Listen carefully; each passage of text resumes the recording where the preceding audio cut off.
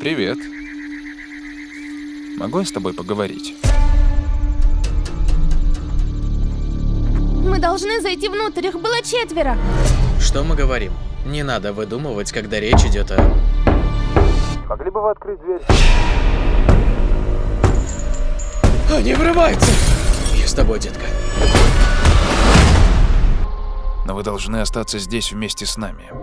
Разные семьи на протяжении всей истории выбирались для принятия этого решения. Ваша семья должна добровольно пожертвовать одним из вас, чтобы предотвратить апокалипсис.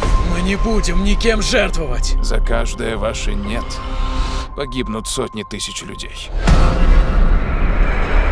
Это происходит на самом деле. Милая, закрой глаза. Ну так вы сделаете выбор.